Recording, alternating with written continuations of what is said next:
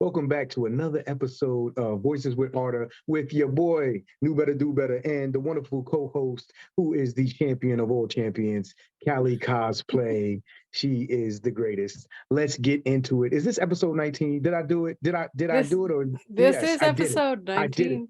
19. I did it. This is episode 19. We got a treat for you guys. We got some special guests. We got a special episode today where we're going to be doing a ranking system. Callie, tell them about the ranking system. Tell them who we got as our guests and tell them happy Halloween. All right. Well, happy Halloween. I'm going to do it in reverse order of what you just told me to do. So happy Halloween. We have our guests. First, we have Frederik, who is known online as Infamous Nocturnal. Do you want to give a short introduction of who you are, where you're at, all that kind of good stuff? Yeah, I'll try. It probably won't be as good as the trivia introduction I did last week. But yes, hello, I'm Infamous Nocturnal. I occasionally read Tolkien stuff on TikTok, and I also make sad videos crying about Children of Húrin and other Tolkien stories. And yeah, I just, I'm from Scotland. It's been hellish recently. Yeah, you'd never tell. I'm like Shrek and William Wallace had a child. But yeah, I'm here to talk about spooky Tolkien stuff. Obviously, Infamous Nocturnal, vampiric, so it's perfect for me, and I love this kind of stuff. And thanks for having me back on. Very Thorn-Gwethelish. Yes, this will be fun. And our second guest that we have is Tyler from Most Extreme Ranking Competition, and we're going to be borrowing Tyler's format of his podcast for today. So I'm actually going to let Tyler explain to you, because it's kind of like his baby, the ranking system that we're going to use for today. Absolutely. So it's Most Extreme Ranking Challenge, and so we're going to be battling each other and doing the top 5 of a specific topic, which the topic is going to be scary places in Middle Earth. And so what we'll do is for each round there'll be a judge, except for the last round on this one. We're doing a little bit something that's not what we do on our show, but for the first 4 there'll be a judge, and then everybody will be putting in what they think deserves to be in that spot. Think of it kind of like Cards Against Humanity, but with ranking. And on our show, every list is disjointed and horrible and terrible. And KnewBetta was our latest guest, and it comes out I don't know when this comes out, but this comes out on Thursday the 3rd. So I'm excited for that episode where we rank the 90s anime. Very chaotic. Something it's an easy topic where nobody really cares about the 90s. Nobody's really that. It's not. I'm just kidding. No, it's like it's a bloodbath. The 90s is the best, man. Cut it out. Yeah. I had a hell of a good time on the podcast with you. The episode was great, man. I had a great time. Glad to have you on. Our episode should come out back to back because Callie is quick with it. She gets it going. So we're going to be doing the scariest places / things in Middle Earth.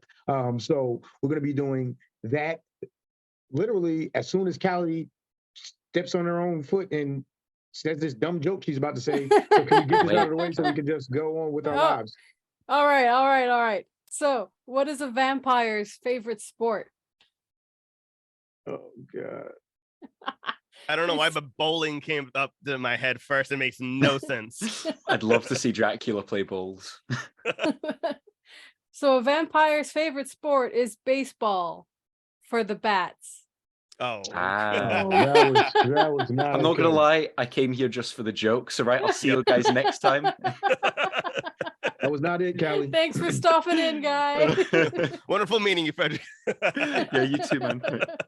All right, so we're gonna get right into this game. We're gonna start it off. Our first judge is gonna be the creator of Extreme Ranking himself. Tyler is gonna be our first judge. So he is gonna go around. You can pick whoever you want to go first and second and third, and that's all on you. And we're going to pick the 5th scariest place or thing in Middle Earth, and we each got to give our pick and the description of our pick, and we should fight for why it's the 5th, 4th, 3rd, 2nd, and then democratically we're going to vote what's the scariest place or thing in Middle Earth when it gets to 1. So let's go, Tyler. So it's a tradition on my podcast. Whoever speaks when the round begins has to go first. So KnewBetta, I would love to hear what the 5th scariest place in Middle Earth is. All right. Fifth scariest place or thing in Middle Earth. All right. I'm going to say the Army of the Dead. Okay. I'm going to say the Army of the Dead, and that goes right along with where the in the mountain, the what's it called, the Dwimmerberg. So the place where they dwell at, and them. We're going to combine that, and I'm going to say the Army of the Dead. They're so scary. Gimli, who was a very stout, brave dwarf, literally crawled on his hands and knees. They talk about it with such reverence and fear. None of the Rohirrim will go near that place. Only Aragorn, Legolas, and Gimli and the Great Company were able to pass through, untouched, unscathed. They found a dead body there of one of the ancient Rohirrim. It is terrifying. They literally scared the pants off of the Corsair fleet that was at Peligir, and this is why Gondor was able to stave off the attack from Minas Morgul, led by the Witch King. It's not like the movie where the ghosts they enter, Minas Tirith, but they didn't even have to because they quelled the army before they even got up the river. They stopped them before they even got up the river. So they have to be absolutely terrifying, led by the King of the Dead. And, that is some spooky shit, man. So my vote for number 5 scariest place or thing, which I combined, was the Army of the Dead and, the Dwimmerberg. Ooh, okay. That's good. I have it written down. Ooh. Oh, so we're doing place or things. Oh, that switches up my list a little bit. Place or things. Oh, man. Oh, yeah. Okay. All righty. I would like. I will have our other host, Callie. I'll have you go next. All right. So for number 5, I'm going to put forward, and I hope I can pronounce it right this time, Durin-Gwethil. Did I pronounce that right, KnewBetta? Durin-Gwethil, yes. All right. Now, she is like a vampire bat lady who was a servant of Sauron's. And we don't know really a lot about her. There's not a lot written, but I mean, it's pretty spooky that there is like an actual vampire bat in Lord of the Rings, in the Silmarillion, which I think is pretty cool. We hear about her first really during the tales of Beren and Luthien, because Luthien takes on her form as a disguise, her terrible, hideous form, as it is described. So she is my prospect for spooky number 5. Ooh, okay. That's a good one. That's a good one. That's scary. All righty. Infamous Nocturnal. All right, Frederik. Here we go. Right. So I would say my pick for top 5 would be the region that is called Lamoth.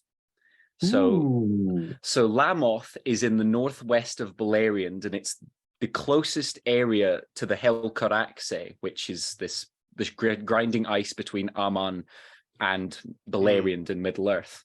And it is the region where Ungoliant and Morgoth had their big encounter. And I've got this up here because I read a bit of this passage on my channel earlier this week. Shameless plug. And it's, then Morgoth sent forth a terrible cry that echoed in the mountains. Therefore that region was called Lamoth, for the echoes of his voice dwelt there ever after, so that any who cried aloud in that land awoke them. And all the waste between the hills and the sea was filled with a clamour, as of voices in anguish. The cry of Morgoth was in that hour was the greatest and most dreadful that was heard in the northern world. The mountains shook and the earth trembled and the rocks were given asunder. And it's not as spooky as like another location that I've probably got higher up on my list. It's just that idea. It's like their fight and that cry was so terrifying and so horrifying that it was an endless echo on the wind, like a shadow. And I think it's spooky, but not my spookiest. So that'd be my number 5. Yes, man. That's a good one, man. I see you trying to come for the crown, you know what I'm saying? Yeah. But let's do this. Let's dance. Dropping quotes on me, man. Yeah, I'm a Tolkien narrator. This is what I do. This is what he does. Okay, let's see.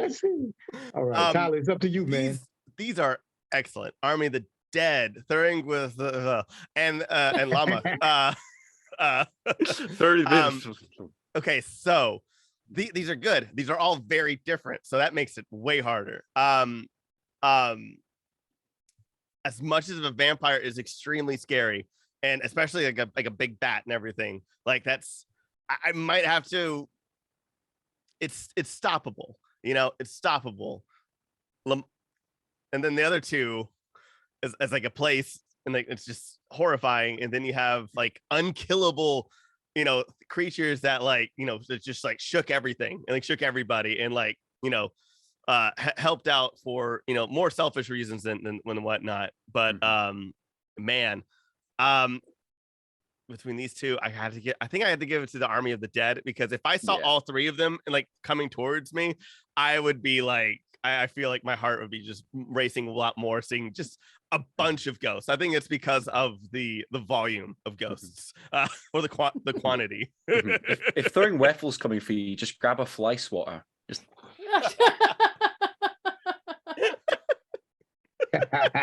that's how she was defeated in the War of Wrath. Eonway just. Oh my god. Yeah. Swatter with a fly swatter, get her out of there. Arundel Vingulate. Yeah. The Army of the Dead is no joke, man. No joke. They just thinking about Gimli, how he's so tough. He is the toughest of the tough. And he was scared. He was crawling on his hands and knees under a mountain. Where he feels most comfortable is under a mountain. Yeah. That in itself goes to show you how terrifying those ghosts in that place, the Duimberberg, is. Absolutely. But yeah. So who should be judged next then? Eeny, meeny, miny, mo. Why don't we go in the order that we just? Oh yeah. All righty. Okay. KnewBetta will be the judge. KnewBetta, would you like me to go first, or who would you like to go first? Go first, Tyler. That's great. So mine's a joke answer, kind of, but it's real, but it's only real for like certain creatures.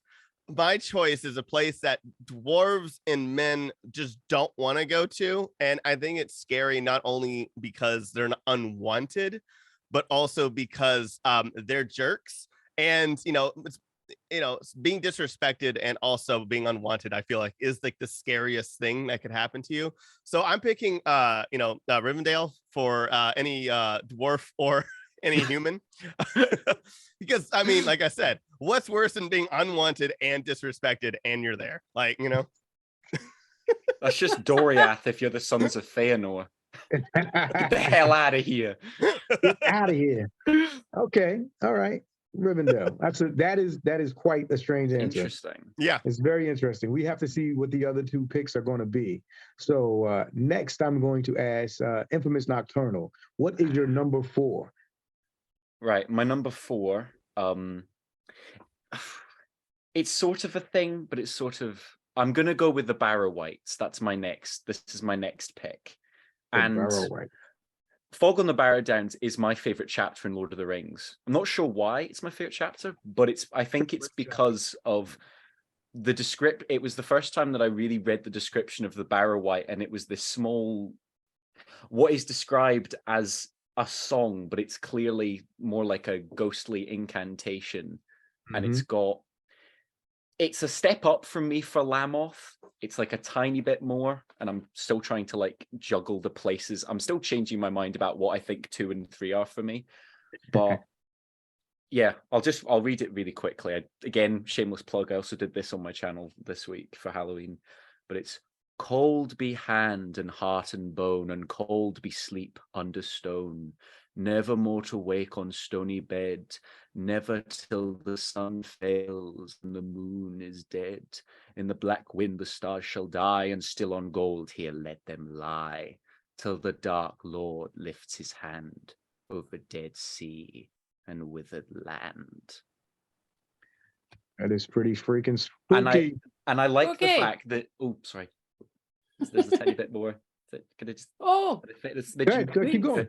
Yeah. So the sun fails and the moon is dead line reminds me of the Dagor Dagorath, because obviously that's what's meant to happen, because the 2 trees will be restored and Melkor will, the light of the moon and the sun will also be destroyed. So Sure, that's yeah. like a fun, like, ooh, I get that reference. And they actually gave a part of that line to Gollum in the Two Towers. So Yes. very scary, very Yeah. spooky. All right. KaliCosplay. I am going to propose for number 4 spot, the Dead Marshes.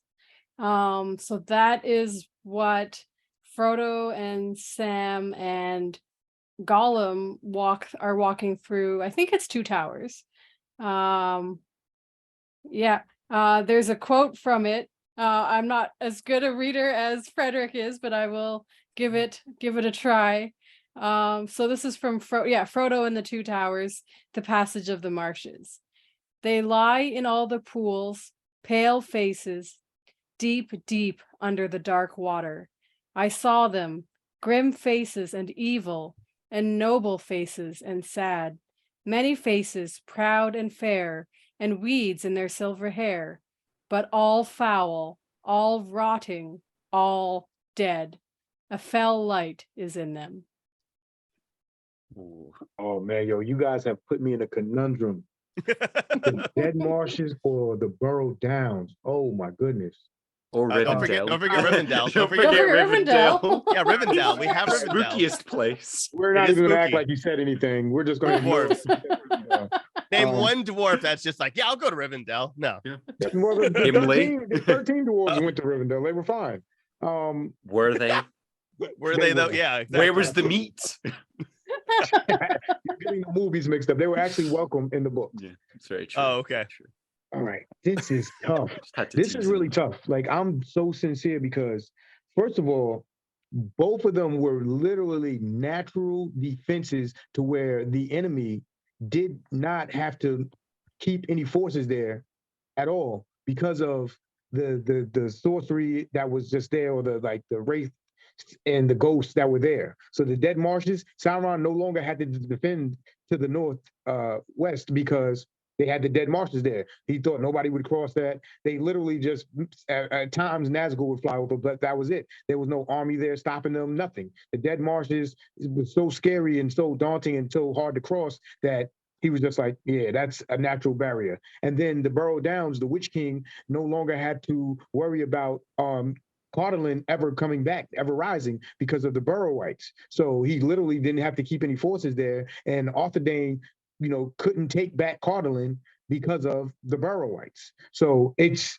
is, oh man, it's something else. What I'm going to do is I'm going to give it to the Burrow Downs because the Burrow Downs, they actually captured the hobbits.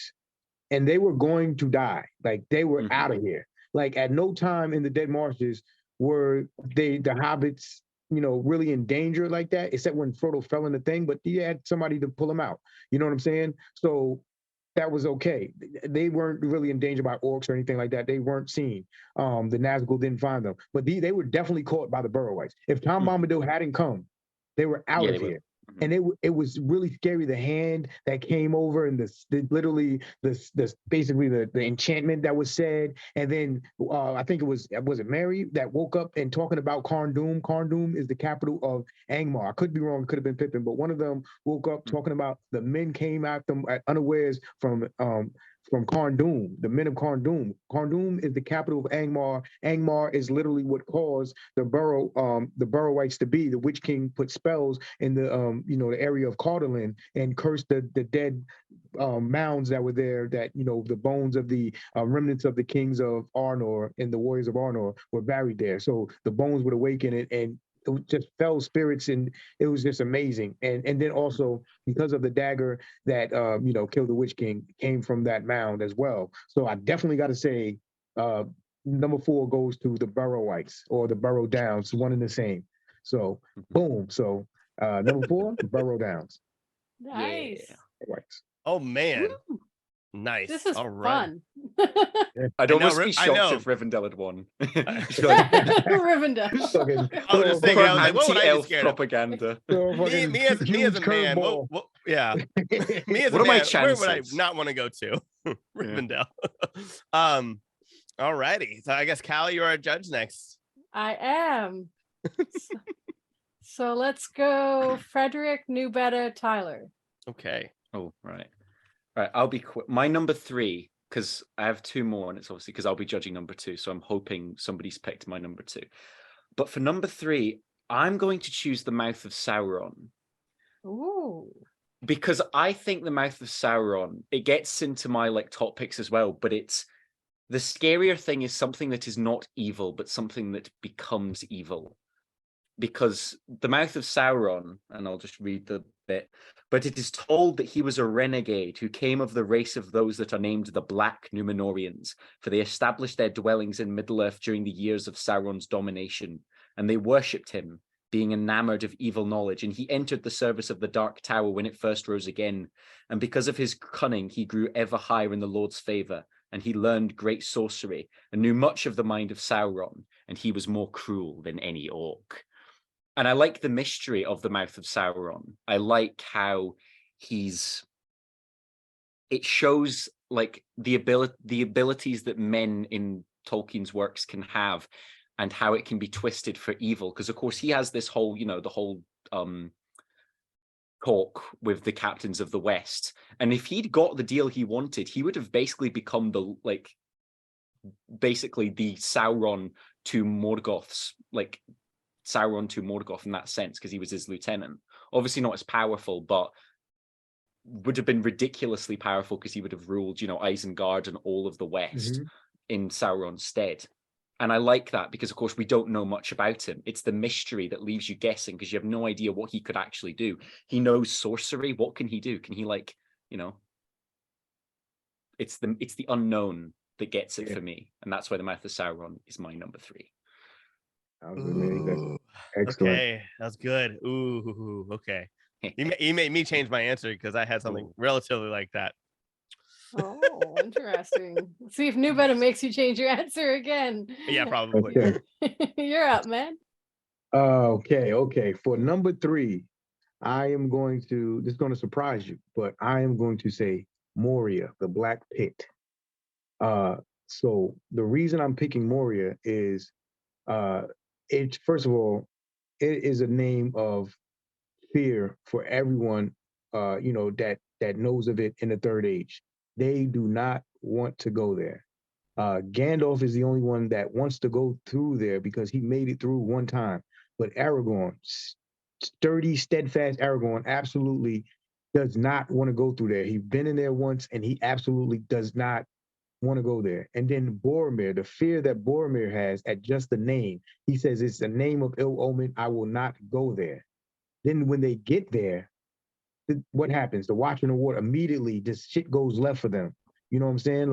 They talk about just the entire journey. They just had to stay quiet. They know that this is a cursed place. It's just dreadful. It's black, it's silent. They can't really hardly talk. It's a long 4-day journey to the other side. It's just they go, the little hope that they had that somebody was alive in there gets snuffed out.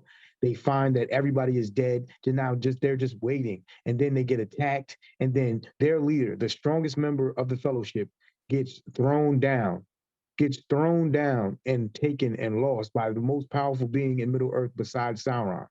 So it is just awful, and the fears come true. And it even says after they leave there, I told him we shouldn't go through there. One of the biggest reasons why Moria should be number 3 is not even in Moria; it's in Lothlorien. So when the Fellowship arrives in Lothlorien, and they go and they talk to Galadriel and they talk to Celeborn, when they tell Celeborn that Gandalf fell in Moria, he gets upset, and he gets upset at Gimli, and he's like why would you go, why? He's upset. Galadriel has to literally explain to him that, if you had a chance to go to your ancestral home, you would take it too. Do not be mad at Gimli. But it's just just to know, like just to think of that, like, why would you even go there? It's unspeakable. Like, this is ridiculous. Like, you know what I'm saying? So the fact that Aragorn and Boromir, probably the bravest two in the Fellowship, absolutely knees were knocking, did not want to go there. Aragorn and Gandalf fought about this. Absolutely fought about it. They had to take a vote to go into Moria. Like, they absolutely, they only went into Moria actually because they were pressed by the wolves before the vote even got finished. The wolves attacked them and they had to go into there. You know what I'm saying? So they couldn't come out anymore on the west gate, and then it was just the Bridge of Khazad-dûm on the east gate. So it just trouble after trouble throughout the thing. They went through pretty okay, but it's just this got to be the scariest thing on earth. Scariest place. Got to be crazy. Okay, that's not fair. Okay, so originally He made you change your answer again. Oh no! So like originally when we first started, like we were gonna do the podcast, we were talking about it. Moria was my number 3, and then when we were like, oh, we're doing creatures too, I was like, oh, so then I had to switch things around, and then I put in what was it the Tower of Sauron, was it Barad-dûr? Barad-dûr, and so that was it. And then you said the Mouth of Sauron, who resides in there, and I'm like, okay, well then fine. And then I put Balrog, and I'm like, well, now I can't put Balrog because that's the same thing as Moria. So, I mean, You totally still can. Spin master. you know what? I'm gonna say a real fear that we have, and it was scary in Jessica Jones. It was scary in Lord of the Rings. I'm gonna say Grima Wormtongue. Just imagine being completely manipulated as a king, not knowing that your son is dead, not knowing anything. That is horrifying. That this man who's able to also leave and kills Saruman, I think he is a lot scarier than we give him credit for. But I think the fact that he works so closely and is so trusted by this evil god, god cat thing, and taken over a king, the king of Rohan, and has completely messed up his whole life and everything, and has brought in this kingdom to ruin, almost, or like on the brink of ruin, and then and then also kills a wizard. I mean, I gotta give him credit where credit's due. So I'll pick Grima Wormtongue because it would be scary in real life. And it is, I don't know. And also because I'm like, I don't know what else to say. And Brad Dourif is pretty scary in real life as well. Oh, 1,000%. Oh yeah, like he was born to play that character. He's just Wow. All right. So judgment time. Grima is definitely a creepy dude. He is a creepy dude, and he's definitely a good pick. The Mouth of Sauron is a properly creepy dude. The movies did a really good job, I thought. I really liked how they liked the aesthetic depicted it. Yeah, the design of it, the teeth, just the teeth, like the extra gums, yeah, all the smile breaks. Yeah, ha. He was excellent. But I'm going to give this one to KnewBetta's answer, which will make him happy, but probably not for the reason that will make him happy. So Moria, definitely gonna say it comes in at number 3 because I play Lord of the Rings online, and I hate playing around in Moria. It is spooky. Like it's dark, and I'm always falling off the cliffs, and there's just things like creepy crawling around down there. And like it is really a spooky place in the game, and so I believe that it would be as spooky as and I think it deserves the number 3 spot for sure. Thank you. And we are back. Sorry for the little bit of confusion there. Tyler had to go. He had a meeting. What we decided to do is keep this thing rolling in his stead. But we got a wonderful idea. So for the last 2, we are all going to give our individual answers, and we are going to democratically vote on 2 and 1. So it's going to be the best 2 out of 3. And, if we decide that me and Callie say that this answer is the best, and then Nocturnal has a different one, we'll go with the 2 over the way of the answer. So that's the way we're going to vote it. Same way for 1. So we were at number 2. We are at number 2 right now. So let's get into it. Infamous Nocturnal, you were literally going to be the judge. So we're going to say you go first and you pick your number 2 scariest place in Middle Earth or scariest thing in Middle Earth. Let's get it. Let's get it.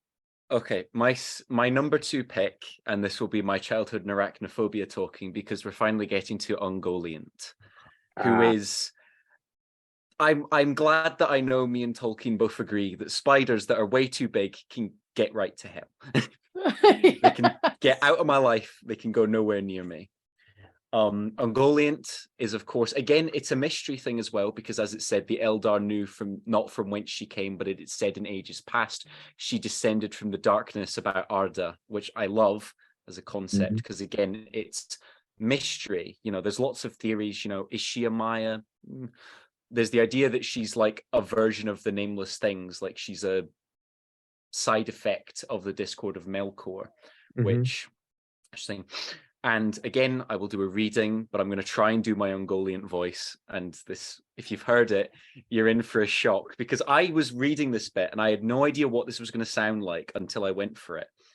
So Ungoliant, and this is in Lamoth, this is just before they have their big fight. And Ungoliant is telling Morgoth, you know, oi, you have this big treasure and I want it. She said, I have done eating, but I hunger still. What wouldst thou have more? Said Morgoth. Dost thou desire all the world for thy belly? I did not vow to give thee that, for I am its lord. Not so much, but thou hast a great treasure from Forminos. I will have all that.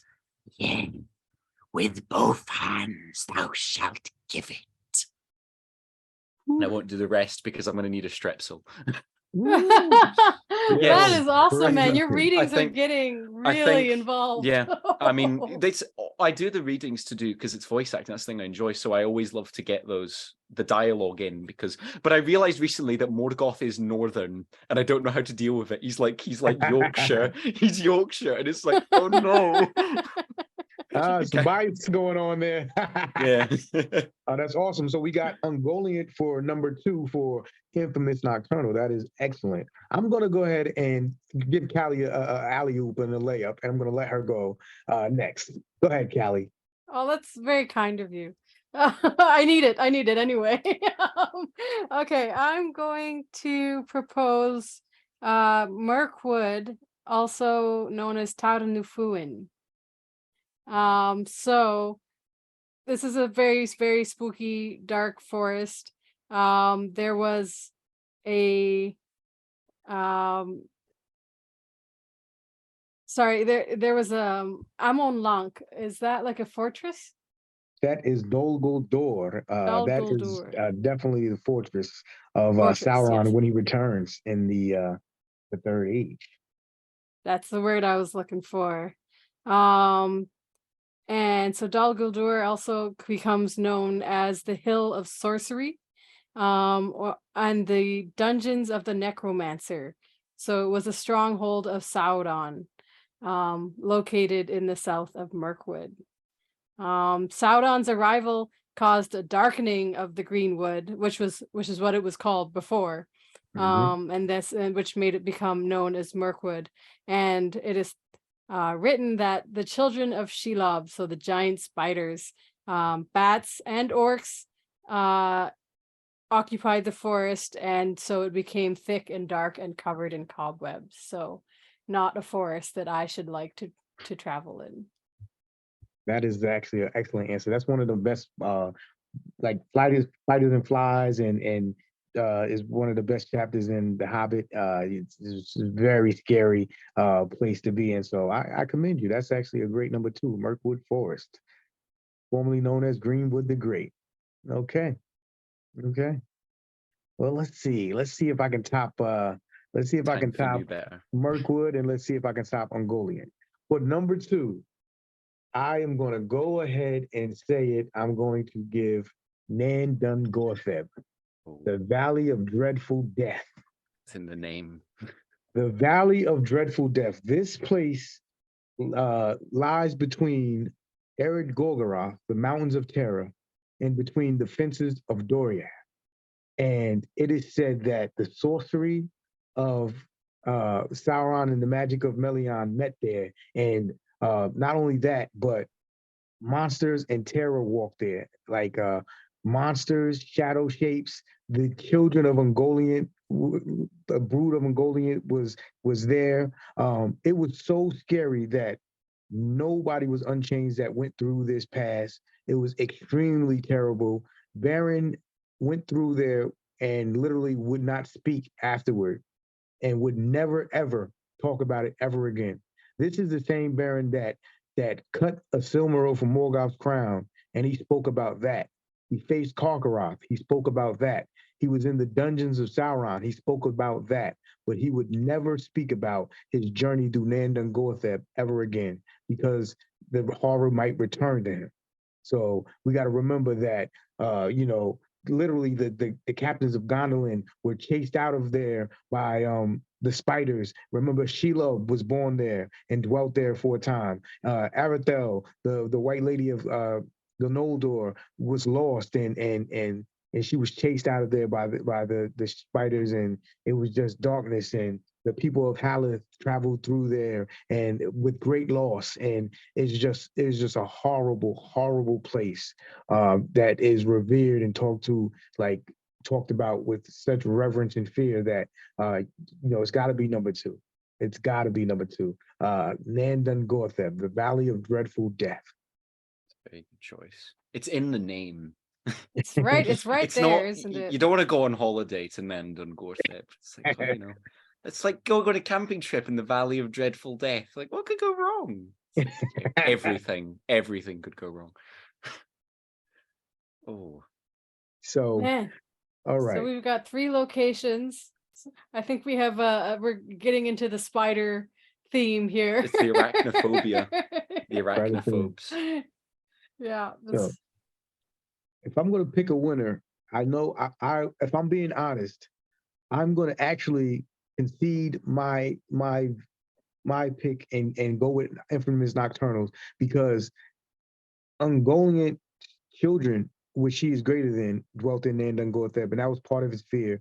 But Ungoliant was so terrible and strong, she scared even Melkor. So my vote is gonna be for Infamous Nocturnal. If I'm being fair, I'm gonna say Ungoliant is the scarier of the two. I will also agree with that. Ungoliant is through like in Mirkwood and in Dan Gortheb, what makes them scary. Like she's what makes them bad. Yes, so... I kind of cheated. It'd be like using Melkor for like the most evil thing. It's like, yeah, he made evil. Like, so we're gonna concede that one to you, Infamous. So I'll take Ungoliant coming in at number 2. Number 2, Ungoliant. All right. Big bad number 1. All right. Big bad number 1. All right, Callie, who's going first, Callie? I could go first. I can go first. So like do the reverse order we just did. So like when it went me, Callie, KnewBettaDoBetta, Callie, me. Definitely not looking for a passage, right? I'm definitely looking for a passage right now. I don't want to go first. All right. KnewBetta, why don't you go first? Do you have an answer ready? Yes. I have an answer ready. So you're gonna have to reevaluate your answers because I know this is gonna be a popular one. Somebody's number 1. We are going to go with, forget that. I'm gonna change my number 1 answer, and I'm gonna throw you guys a curveball. I'm gonna throw you a curveball. All right. I know what I was gonna pick. I was gonna pick the Nazgul as my number 1, right? But now I'm gonna change it, and I'm gonna go with Wolf Sauron. Wolf Sauron as my number 1 because he was so frightening. He made Huan leap aside. He took on the form of the greatest werewolf that ever walked the world to his knowledge. And when he came to take the passage of the bridge, he was so great that he made Huan leap aside. Huan, the Hound of Valinor, that none can withstand, that no spell can stop, that doesn't need sleep, or food or rest or anything. Literally, he made him leap aside. And then he literally made Luthien, the greatest elf ever, the most powerful elf, the person who put Morgoth to sleep, he made her faint. He made her faint. That is got to be terrifying.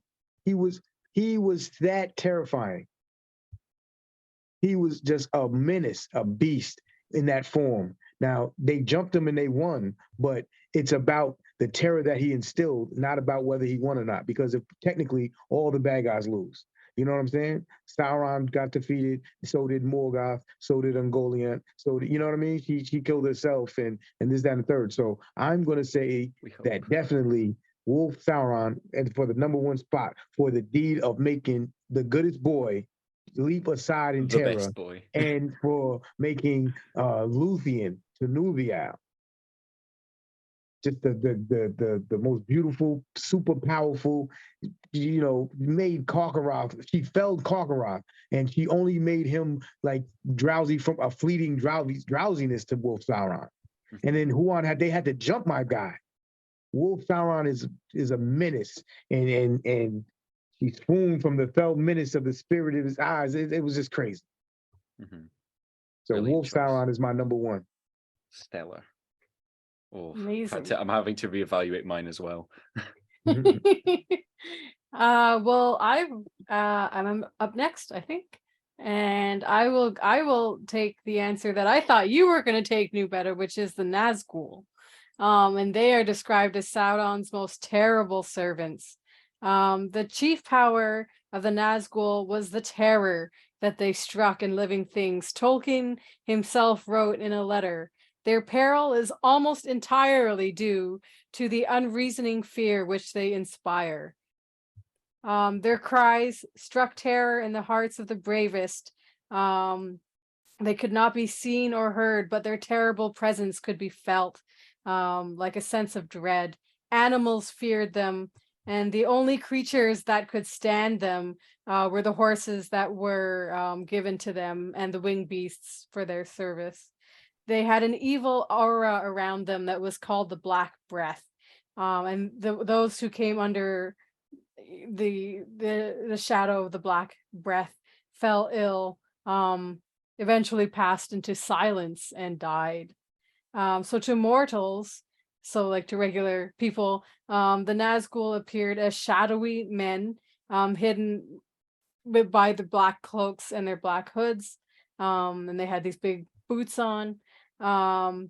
We have a description of them from when Frodo put on the ring and could sort of see them.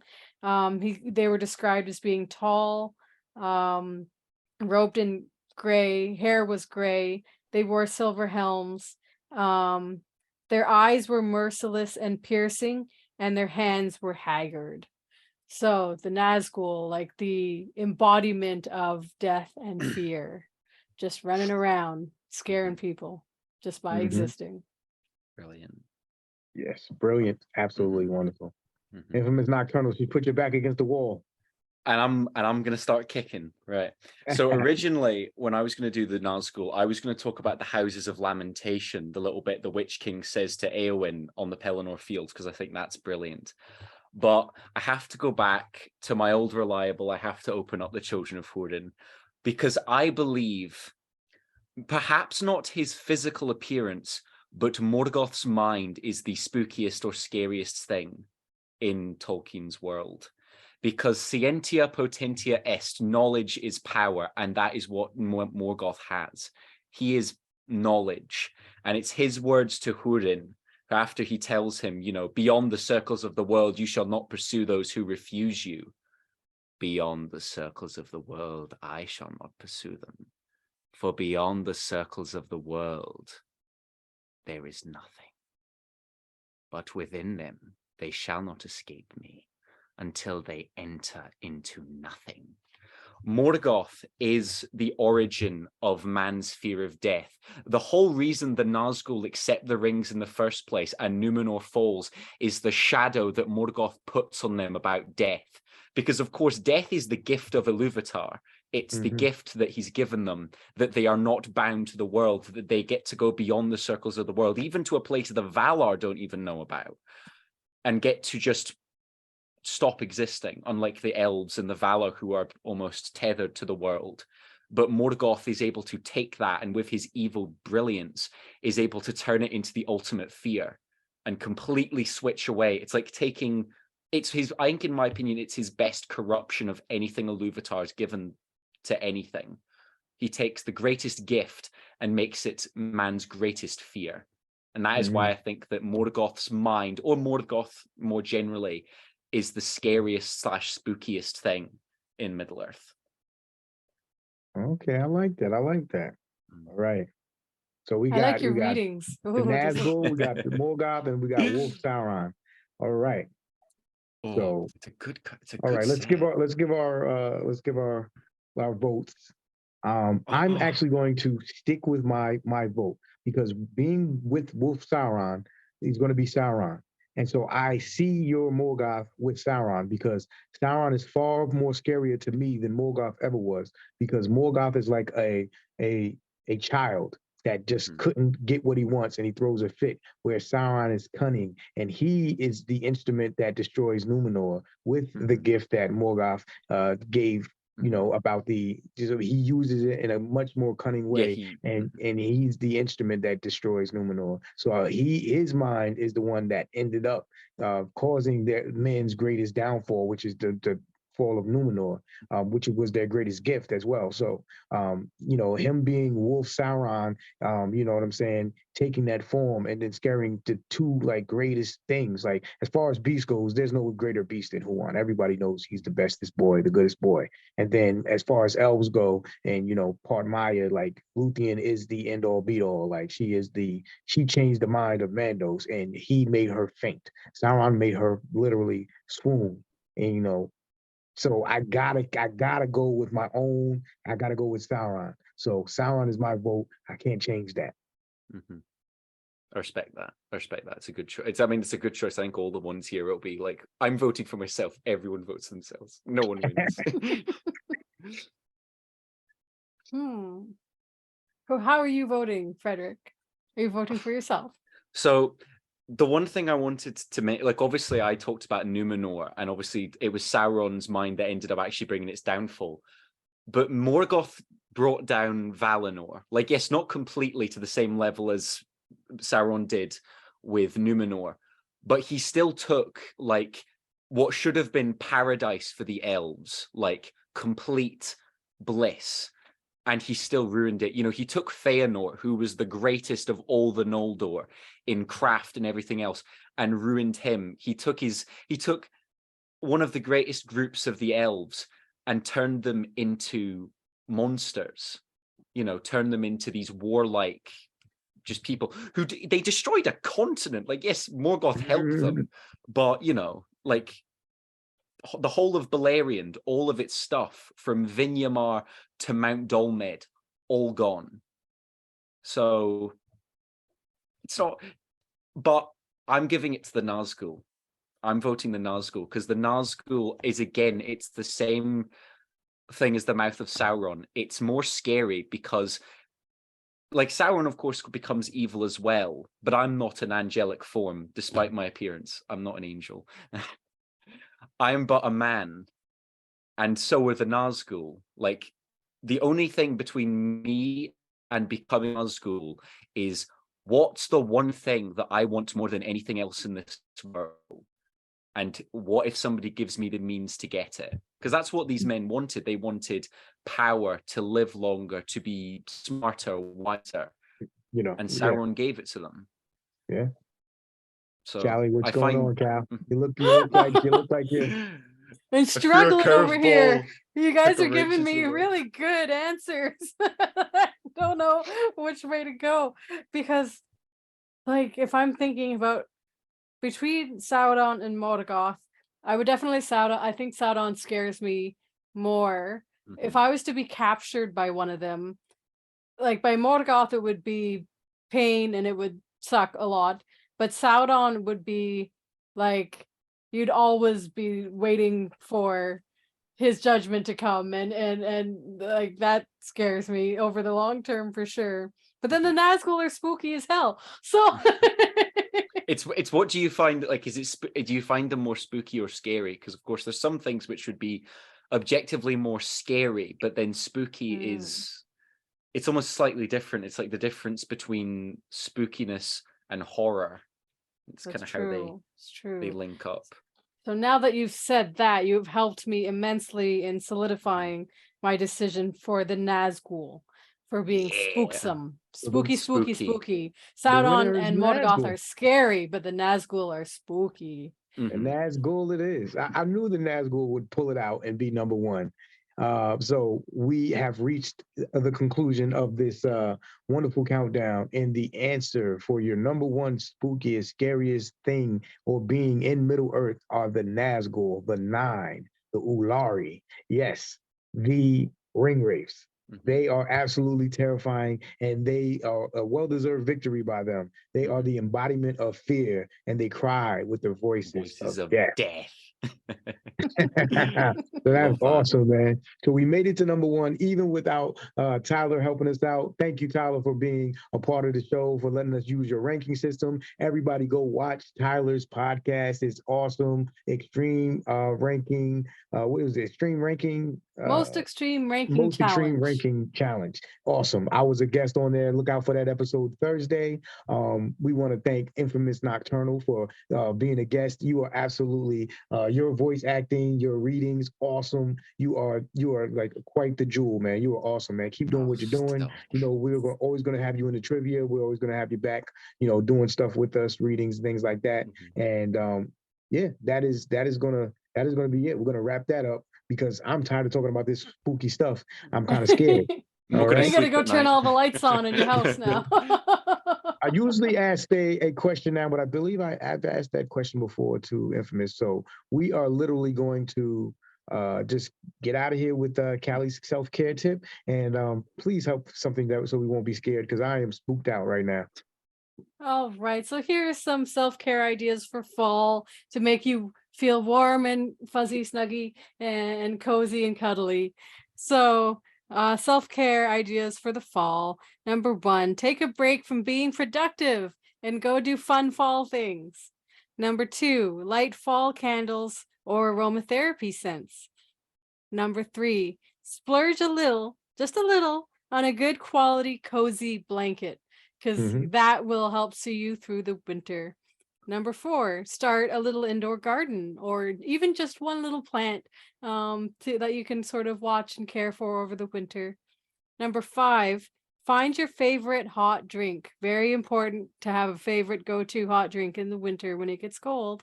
Number six, read or reread a good book. I think a lot of us already have our Christmas reading lined up here. And number seven, find a new podcast. Maybe it's this one, maybe it's Tyler's Most Extreme Ranking Challenge, maybe it's one that Frederik will be coming out with.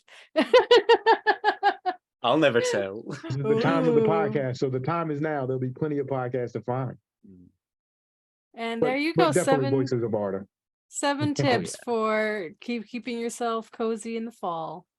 All right, guys, that is it. I hope we didn't spook you out or scare you too much, but I hope we gave you some insight as far as to understanding the terror that is in these books and the things and the places that Tolkien thought of, and how creepy his mind was, and how he knows how to write fear and instill fear. That is the reason I actually love this book. The way he described fear is the reason why I fell in love with The Lord of the Rings. So I'm so happy to have done this episode. So happy to have Infamous Frederik, be a guest, and also Tyler. And as always, Kali, love you dearly.